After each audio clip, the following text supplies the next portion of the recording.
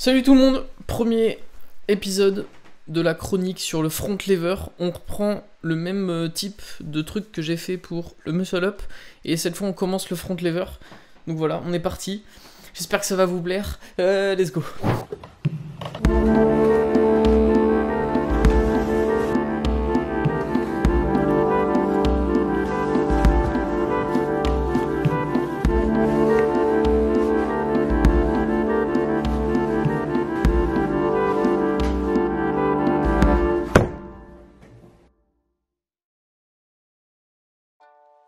Bon, le front lever, qu'est-ce que c'est? Si vous êtes là, c'est que vous savez probablement déjà, mais on va le rappeler quand même. Le front lever, c'est une suspension du corps à l'horizontale, soit sur barre, soit sur anneau. On le voit rarement ailleurs. D'ailleurs, on le voit que dans deux domaines.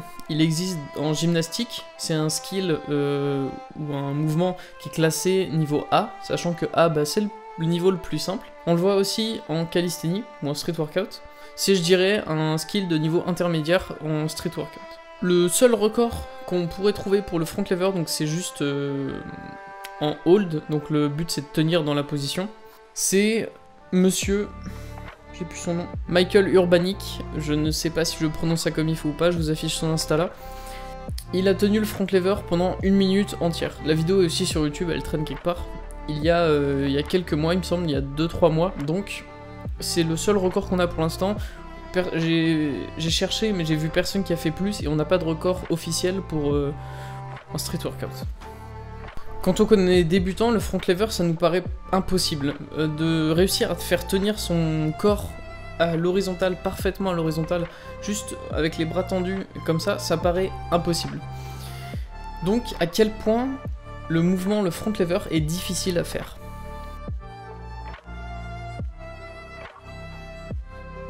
Je pense que c'est un mouvement trop spécifique pour être réussi sans être entraîné au préalable. En tout cas sur un bon niveau. Avoir 10 ou 15 secondes de front lever, c'est pour moi avoir un bon niveau. Et je pense pas que tu puisses réussir à avoir 10 ou 15 secondes de front lever sans faire les progressions, sans entraîner spécifiquement la figure. Mais bien sûr, ça c'est pour moi. Il y a tellement de profils différents qui existent que tu vas retrouver des personnes qui sont naturellement plus disposées à réussir le front lever que d'autres. Et donc, qu'est-ce qui pourrait faire en sorte que certaines personnes soient plus aisées sur le front lever que d'autres personnes? J'ai noté 6 points importants pour moi. La taille, le poids, la force spécifique quand t'es bras tendus. C'est très différent d'avoir une force de tirage pur sur par exemple des tractions lestées. Le grip et la capacité d'activer les muscles concernés. On a des problèmes d'activation de certains muscles suivant comment tu vas commencer ton front lever. Si tu commences bras tendus en bas de la barre et là que tu montes en front lever, on a beaucoup plus de mal à venir activer les dorsaux qui sont principalement concernés, mais ça on le voit juste après. Et donc en muscles concernés, on a, c'est noté là, c'est pour ça que je regarde là-bas. On a les rhomboïdes, le grand dorsal, le grand rond, le deltoïde postérieur, le grip, tout ce qui est avant-bras, la ceinture abdominale forcément, vu que le but c'est de rester gainé, donc principalement le grand droit, et des fois, alors c'est une sensation un peu bizarre, mais il m'arrive de ressentir les pectoraux quand je tiens le front lever. Je sais pas trop pourquoi ni comment, mais voilà, des fois ça arrive. En fait, là tu vas te rendre compte qu'on retrouve beaucoup de muscles qui sont dans le dos, parce que on est sur un mouvement de tirage. Le front lever est très spécifique parce que c'est une position statique, c'est un skills statique. Donc t'as pas de mouvement à faire. Et donc moi j'ai une question que je me pose souvent, c'est le front lever, pour réussir à le tenir longtemps, faut être bon en endurance ou en force? Principalement, je pense que ce qui compte le plus, c'est la force. Et on associe souvent le front lever à des tractions lestées, parce que ça va venir faire travailler principalement les mêmes groupes musculaires, si on enlève les biceps.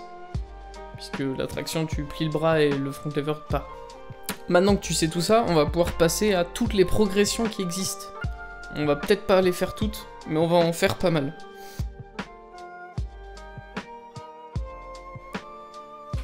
On va commencer par toutes les progressions statiques, donc immobiles.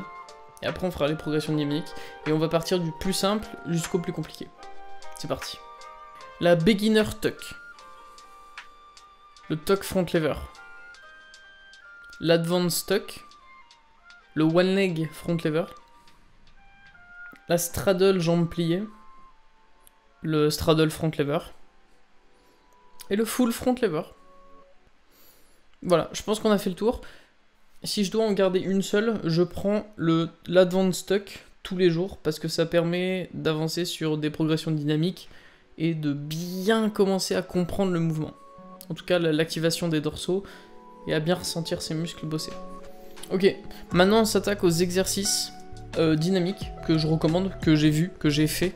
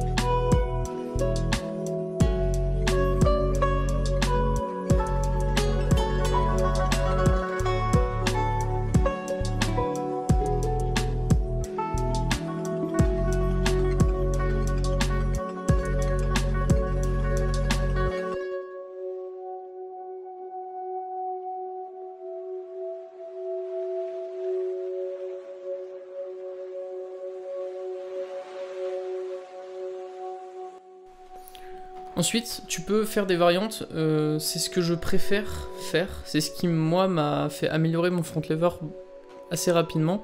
Des advanced tuck pull-up, donc ça, et j'en fais un nombre de reps, 3, 5, suivant comment je suis, et à la fin, quand je peux plus tirer, je reste en position et je vais tendre mes jambes le maximum pour tenir le plus longtemps possible. Pour avoir une très grande tension dans les dorsaux, pour bien sentir les muscles bosser, pour avoir la plus grande activation possible, et là c'est bonheur. Ensuite, si tu veux apprendre le front lever, il n'y a pas 1000 méthodes possibles, tu vas devoir l'entraîner, mais tu peux faire les méthodes classiques, faire des entraînements spécifiques ou juste incorporer des exercices spécifiques au front lever pendant tes séances déjà, et tu peux aussi, moi c'est ce que j'ai fait qui m'a beaucoup aidé, le travailler très peu intensément, je me rappelle plus du nom de la technique, mais le but c'est de faire, par exemple, tu es dans une journée de repos, tu as une barre, moi j'ai une barre, et toutes les heures, toutes les 2 heures quand tu passes, tu fais un peu de tuck, tu fais un peu de pull-up, tu essaies de tenir, et voilà, toutes les heures, toutes les 2 heures, un truc comme ça, juste pour habituer ton corps, et tu vas voir que tes progressions, elles vont s'envoler en quelques semaines, c'est incroyable. Enfin, en tout cas, ça a bien marché pour moi, après ça marche pas pour toi, je suis désolé. Voilà. Pour les désavantages, si t'es très grand, si tu fais 1m80, si tu pèses 100 kg, si tu pèses 90 kg, bon ben le front lever, mon pote, tu vas en chier. Plus qu'un, je sais pas, 1m60, 50 kg, c'est normal. Parce que, mécaniquement parlant, plus le corps est long, plus il y a de moments à retenir au niveau des dorsaux, bras de levier. Ici on essaie de retenir la résistance, donc c'est ici qu'il y a tous les dorsaux qui s'activent. Voilà, bref. Donc plus t'es grand et plus t'es lourd, moins c'est facile, mais c'est pas une raison pour pas l'entraîner, c'est encore moins une raison de pas le réussir. Sur ce, je vous revois pour un entraînement. Je me ferai un entraînement spécial front lever et je vous le posterai parce que j'aime bien filmer mes entraînements et les poster. Voilà. J'espère que t'as assimilé assez d'informations, j'espère que ça pourra t'aider pour la suite. Si t'as des questions, des idées, n'importe quoi, fous-le en commentaire. Je vois tout, je réponds à tout parce que j'ai la chance d'avoir pas grand monde qui voit les vidéos, qui peut commenter, donc je vois tout, je répondrai, il n'y a pas de problème.